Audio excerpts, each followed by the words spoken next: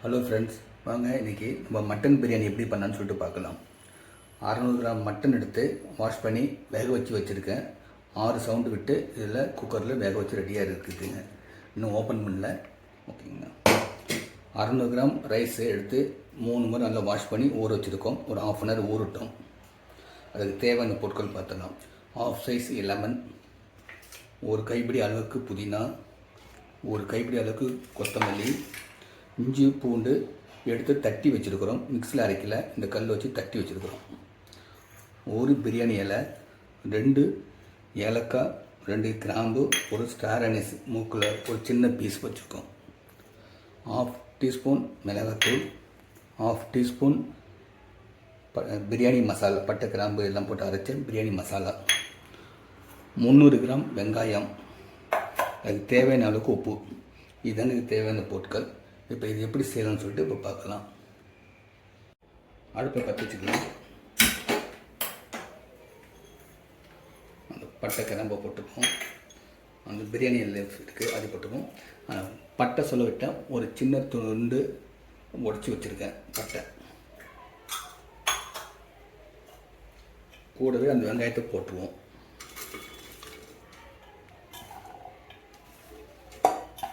வெங்காயத்தோட போடும்போது நல்லா உதிர்த்துட்டு போடுங்க.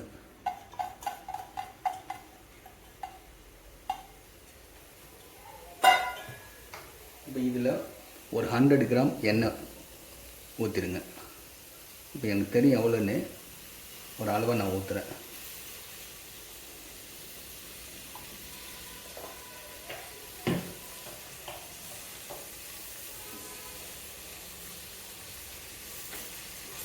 வச்சுட்டு ஒரு தட்டு போயிடுங்க.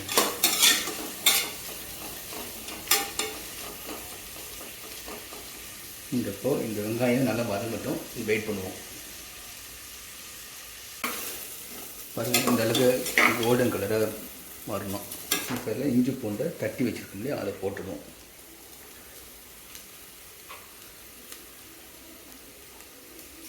போட்டுட்டு அது மேலேயே ஒரு படி புதினா போட்டுருவோம்.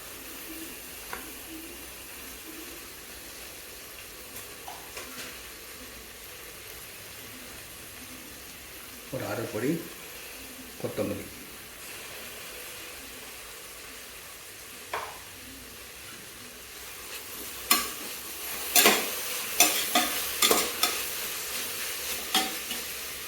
ஒரு 2 நிமிஷம் வதங்கட்டும்.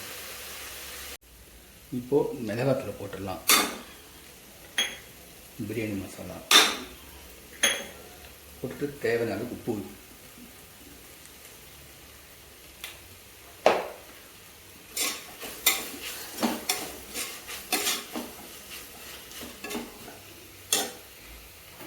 மஞ்சத்தூள் சொல்ல விட்டுட்டேன். மஞ்சத்தூள் ஒரு ½ ஸ்பூன் மஞ்சத்தூள்,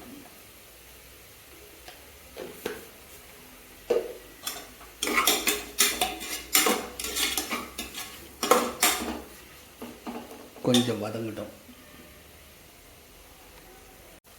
பாருங்கள், இப்போ இந்த டைமில் நம்ம வேக வச்சு எடுத்து வச்ச கறியை போட்டுடலாம். அந்த மசாலாவில் போட்டு பரட்டிடலாம்.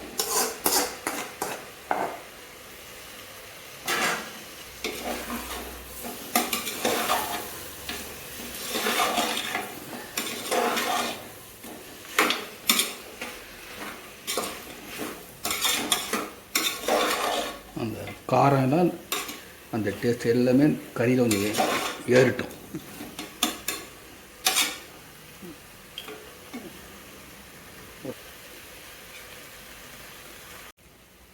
இந்த டைமில் ஒரு 1½ ஸ்பூனு தயிர் சேர்த்துக்கலாம். தயிர் சேர்த்துட்டு பிரட்டிடும்.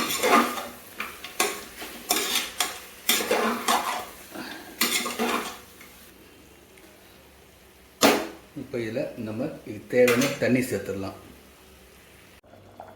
தண்ணி கறி போட்டு வதக்கி தண்ணி ஊற்றி வச்சுருக்கோம். இப்போ நல்லா கொதி வந்துருச்சு. இப்போ அரிசியை போட்டுடலாம். தண்ணி வடிச்சிட்டு ரெடியாக வச்சுருக்குறோம். அரிசியை போட்டுடலாம்.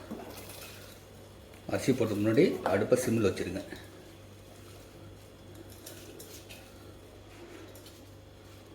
ஒரு 40 மினிட்ஸ் இருந்து அரிசி ஊற வச்சு வாஷ் பண்ணி ஊற வச்சு வச்சுருக்கோம்.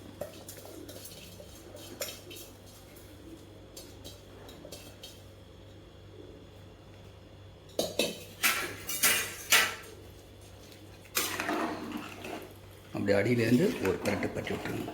இல்லைன்னா மசாலா அடியில் ஆகிடும், மேலேருந்து அரிசி தனியாக நின்றுடும்.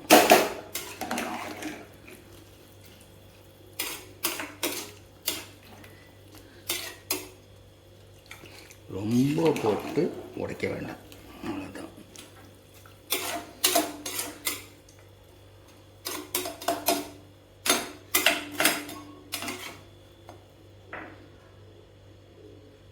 இப்போ அடுப்பை ஃபுல் ஃப்ளேம் வச்சிடலாம்.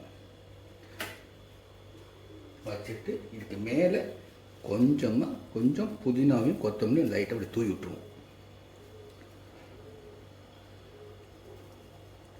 நல்ல வாசனைக்கு.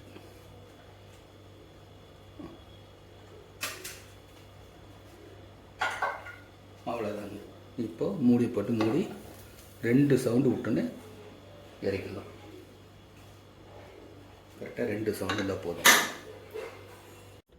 வாங்க, இப்போ 2 சவுண்டு வந்து ஆஃப் பண்ணிட்டோம். எப்படி இருந்துருக்குன்னு பார்க்கலாம். இப்போ ஓப்பன் பண்ணி பார்த்துருவோம்.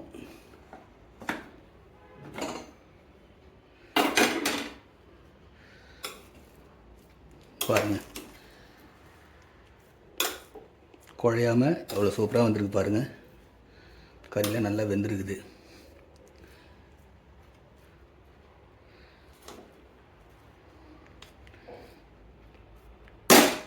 நீங்கள் இதே போல் செஞ்சு பாருங்கள். பார்த்துட்டு கமெண்ட்ஸில் சொல்லுங்கள், லைக் பண்ணுங்கள், சப்ஸ்கிரைப் பண்ணுங்கள். தேங்க்யூ. நம்ம அடுத்த வீடியோவில் பார்க்கலாம்.